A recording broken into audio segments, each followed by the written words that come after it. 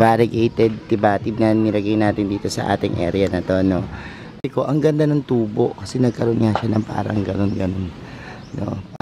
Magugulat kayo dahil sa mga hindi nakakaalam, ganito po yung itsura. Yan lang, no, walang biyak-biyak na leaf. Tapos hello everyone, this is Sir Mitsunabe ni Dino Park and Eco Garden and welcome back sa ating YouTube channel. And for today's video, meron lang po akong ipiplex sa inyong halaman na napakaganda. At ito'y alaga ko pero nagulat ako dun sa inilaki niya at saka mga development niya, no. Papakita ko yan sa inyo ngayong araw na to. Samahan nyo ako kung ready na kayo. Malaman nyo kung anong halaman yan. Tutok lang po.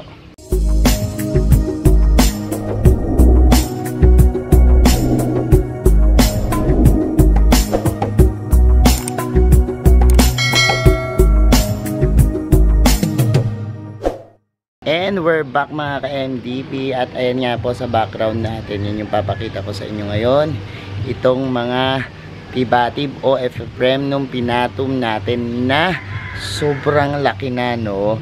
At kayo ba, meron ba kayong ganyan? And anong mga development na doon sa inyong mga Ephraemnum pinatum? Tingnan natin, ano, kasi ito yung green nito, tawag dito tibatib dito sa amin, ano. At yan, madaling dumami, madaling alagaan. At tingnan nyo kung ano yung nangyari sa kanya. And ayan, papakita ko sa inyo yung aking variegated tibatib na nilagay natin dito sa ating area na to, no. Tinusok ko lang yan, tapos nagulat ako, ayun na po siya, no. Napakataas na, kung titingnan nyo, ayun na, oh. Grabe, no. Tapos ang ganda ng variegations niya. Yan. Actually, nakuha ko yung idea nito dun sa aking puno na pinakapitan nito. Pero this one, dito sa may poste ko siya pinakapit. Pero ang lalaki ng trunks niya. Tingnan nyo. Look. Ang ganda. Yan. Sa mga may alaga nito, alam nyo naman na ganyan yan. Pag kumapit talaga sa mga puno or kung meron kang pole or meron ka pang mas malawak na kakapitan tulad nitong kahoy na poste na to, lumang Meralco na poste na to, ayan, oh. Tingnan nyo po, no, ganyan nagde-develop yung mga roots niya. And yan, napakalaki ng roots, no. Tapos meron niya roots na magde-develop sa mga pinaka-stem niyang malalaki, tapos papunta po dun sa kanyang baba, ano, humahanap sila ng sustansya dito sa baba, no. Ganyan, no, kita nyo ang laki na ng roots nito. Hindi pala yan. Ito pala, yan mga yan. So tingnan natin kung ano yung dahon niya, no. Kung paano natin titingnan, kasi kapag bago-baguhan ka, mapapagkamalan mo siyang parang monstera, no, dahil dun sa kanyang mga penetrations, no. Pero alam nyo ba na hindi ganito yung itsura ng mga yan, mga tibatib or ng mga Ephraemnum. Minsan tawag din dito parang ano, dragon's tail ba, o basta ganun, o yung tawag sa kanya. Sa inyo ba, ano tawag niya, no? Ngayon tingnan natin yung cycle nito, no, kasi before natalakay ko na yung cycle nito, pero ngayon sasabihin ko sa inyo do sa mga bagong makakapanood kung paano nagsisimula itong mga tinatawag nating Ephraemnum pinatum, o tibatib. So dito rin sa may ano namin, sa harap ni Dino, naglagay ako niyan. Ito yung pinagkuhanan ko ng idea, no. Yan, no, yan yung pinaka malakas nating mga tibatib dyan. So ayan, no, tingnan nyo yung itsura niya, no.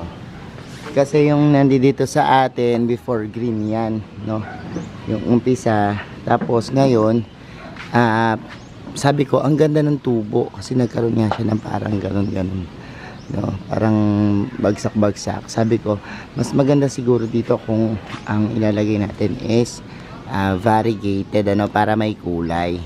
So yan po yung itsura ng tibatib natin. Pero alam niyo ba yung simula ng tibatib hindi ganito? Magugulat kayo dahil sa mga hindi nakakaalam, ganito po yung itsura niyan. Yan, mga para siyang potos na mahaba, ano. Meron siyang yan, plain lang, no, walang biyak-biyak na leaf.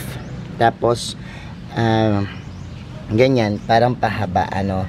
Pero eventually po, kapag nagmamatured, nagkakaroon siya ng fenestrations. Minsan pa isa-isang ganyan, and minsan yan, hingin ganito, oh.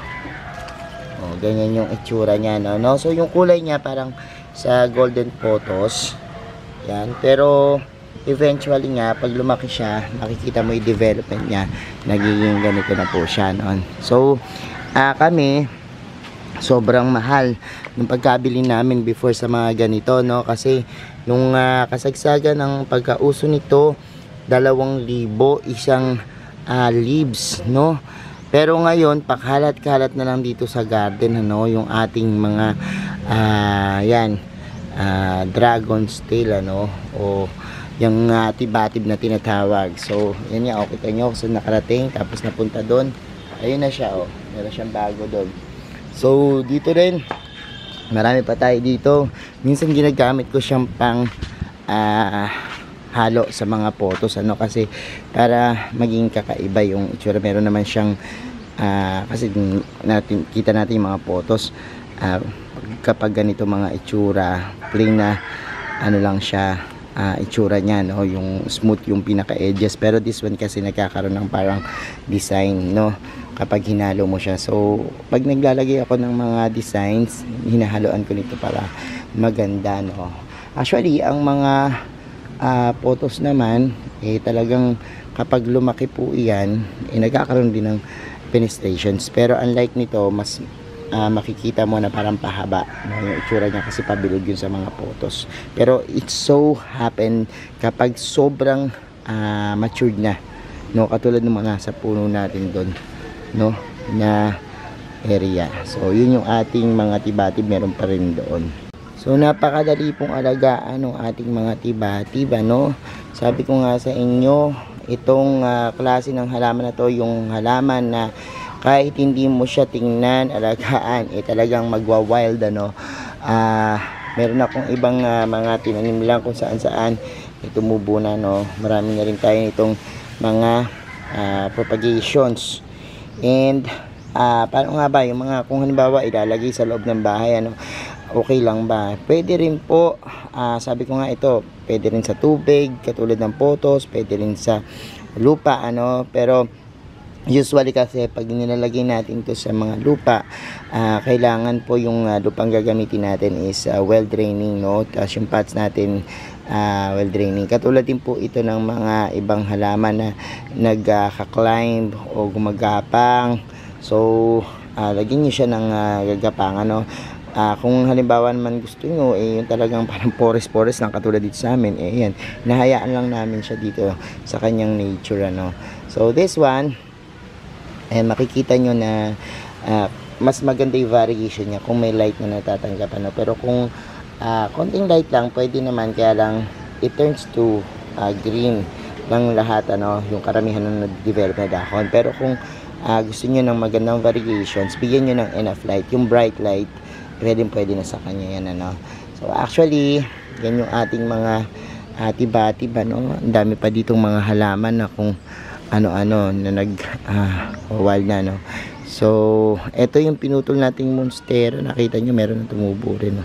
So yung mga development ng plants dito nakikita ko, at natutuwa ako kapag halimbawa nakikita kong nag-grow.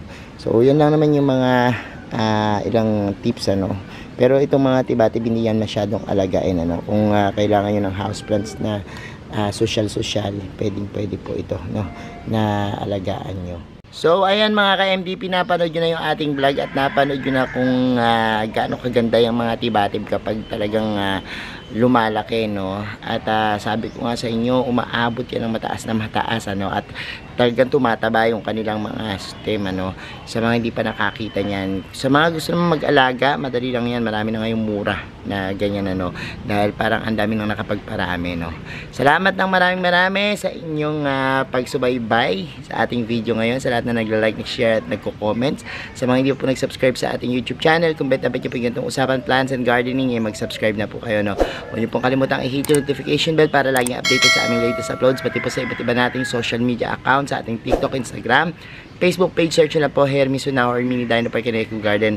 Makikita nyo na yan. Salamat ng maraming mga ka-MTP, and this is Hermes Sunao nagsasabi sa inyo ng happy planting. Bye!